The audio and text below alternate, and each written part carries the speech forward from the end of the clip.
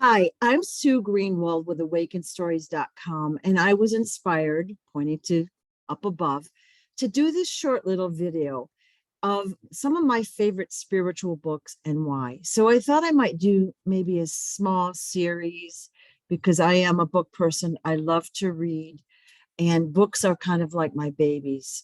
And I've only kept the very basic ones that I have now, but I thought I might pass along the ones I really liked and kind of give you an overview of the book and why I like them.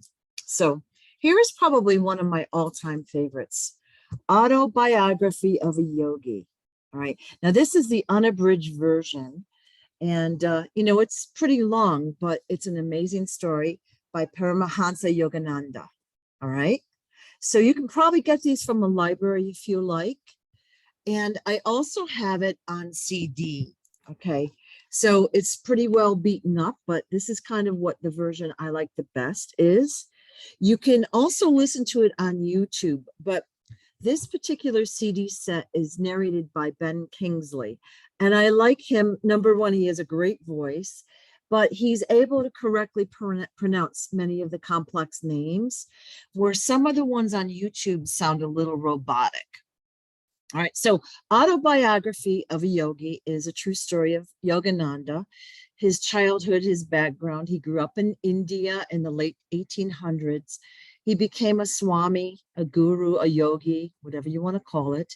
And he was told to come to America to spread the word about yoga. So throughout, maybe 3/4 of the book, he tells you about his experiences in India. So you get a feel for what it was like back then. But he also met so many famous people that we know of now. We've heard their names. He had experiences with them, which he tells you about. And he also explains the Hindu or the yogic philosophy in ways that, the average person, if you will, can understand. This book was published probably in the 40s. I probably read it 8 or 10 times. And of course, I listen to the CDs whenever I have a long trip. That's the first thing I listen to because every time I get something different out of it. And I'm just fascinated by the history, but also about the philosophy of the yogis. So that's my favorite book, probably. Now, to dovetail with this book, it kind of does go hand in hand with Autobiography of a Yogi, is this series, okay? So it's called The Life and Teachings of the Masters of the Far East by Baird T. Spalding. All right.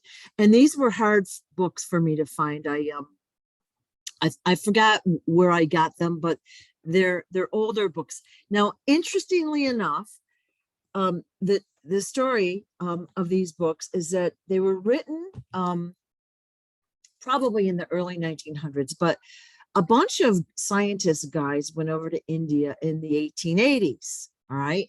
And they wanted to study the spiritual teachings of a master. What had happened is they ran into a master and he helped them, and they were just, shocked and amazed at what he could do. So they gathered up a scientific team and they spent, I'm going to say, 2 years in the Himalayas with what we'll call the masters, the yogis. And they literally experienced every miracle that you can think of. Someone coming back to life, someone, being brought back to life, a master's bilocating, which is when your body is in multiple places at once.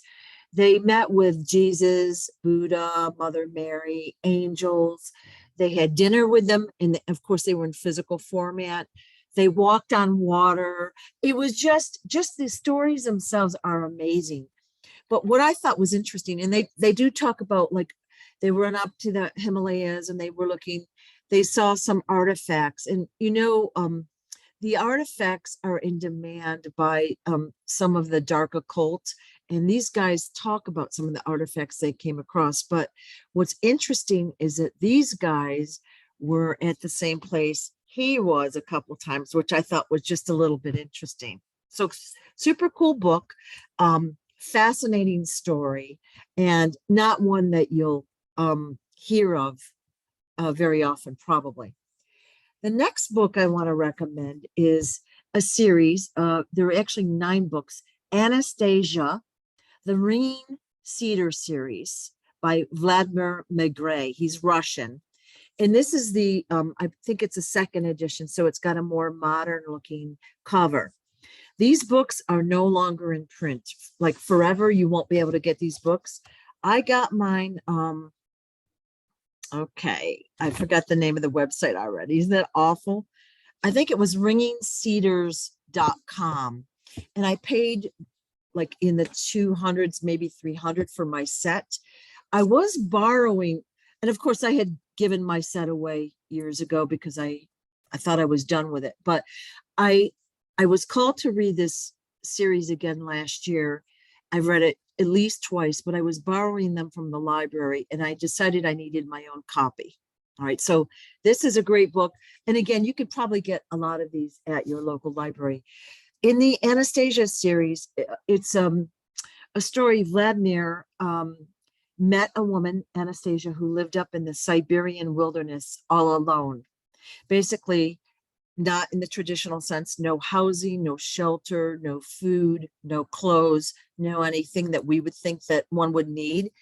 She was fed by the animals. The animals were her companions and servants, if you will. And so he spent a long weekend with her, asking her questions. And he saw how she was really tuned in. And he actually attacked her a couple of times and he got stopped from that. And like he learned a lot of things very quickly. And she told him he was to write a book. And he says, I'm not a writer, you know, and all that. But then he wrote the books and they became instant success. He had all sorts of help come out of the woodwork to help him get these books out there. And he has gone back, you know, in book 2, 3, 4, you learn more of the story about how he went back. He has a son and now a daughter with Anastasia. And he had spiritual awakenings himself. And then I think it's around book 5, they talk about the way, you know, the history of humanity and the ancient cultures were, you know, self-sufficient. Everybody was happy. They were very tuned in with nature and with source or God, whatever you want to call it. And then they were basically taken over and made to have certain beliefs or they would be massacred.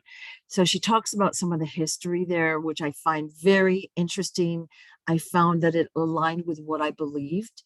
And she talks in the last maybe 3 books about what she calls kin domains, which are where families have 2.5 acres of land that they farm. They basically grow their own vegetables, flowers, they have trees. Everything they need can be self-sustained on these little farms. And so she talks about that. And that, for some reason, in this round of reading has really been inspirational to me.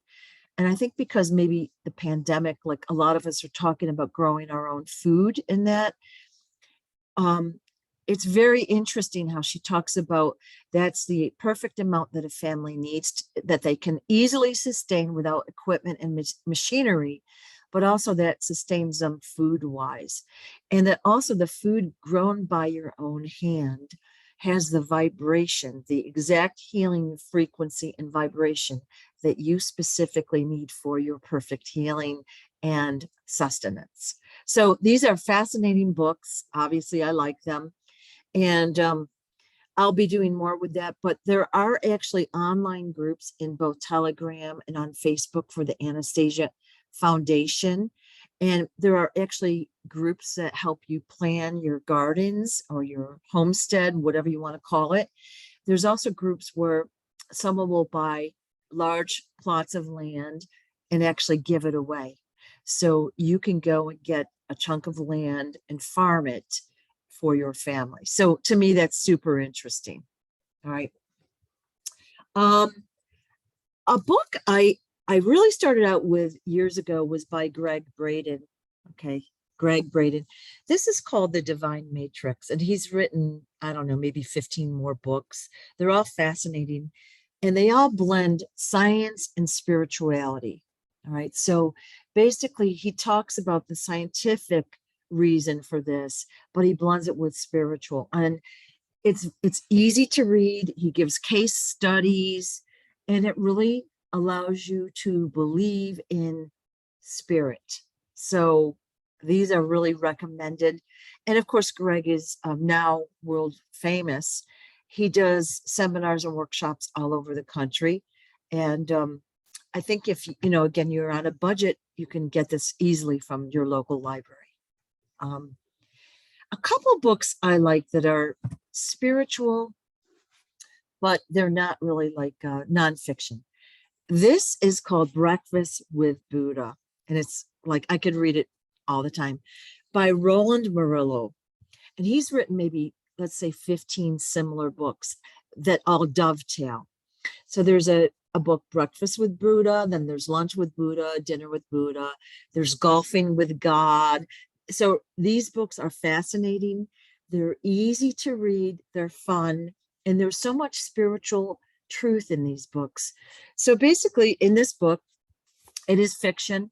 The character is like, we'll call him a regular guy. He's a loving guy, but he's skeptical.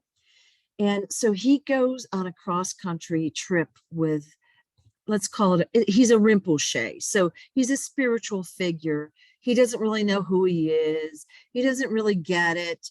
And so he learns all these little lessons in little snippets throughout this road trip that they take. And it is just a beautiful story. And once you read this one, you're going to want to read them all because they do dovetail and it's so interesting. All right. So two more that I wanted to talk about here, and then I'll close.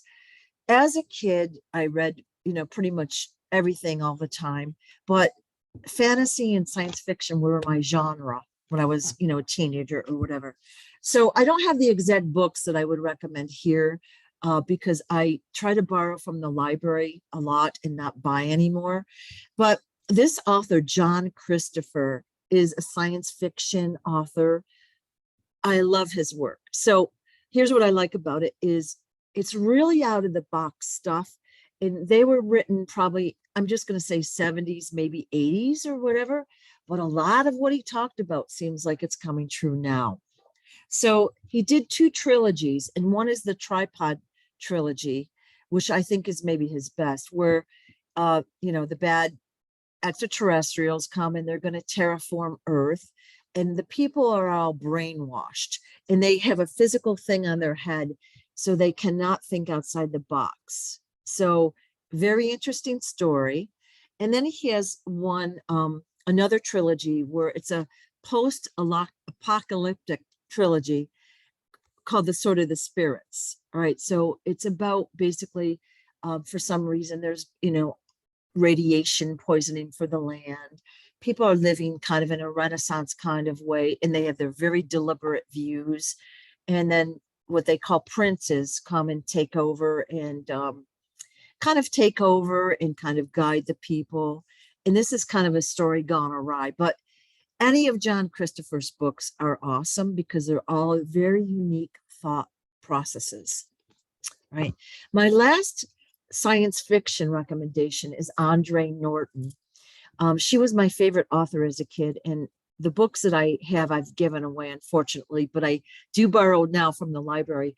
So she wrote a lot of science fiction books. Some were series. She probably has written 50 books easy, but I loved her books as a kid, and they were very unique and science fiction oriented, visiting other planets, other species, other customs.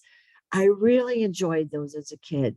So hopefully this will stimulate some excitement for reading again, or maybe trying to get the books online in some way. And just thought you'd want to see my favorite books. And I'll be doing maybe a couple more little videos to give you some further recommendations down the road. Thanks so much for watching.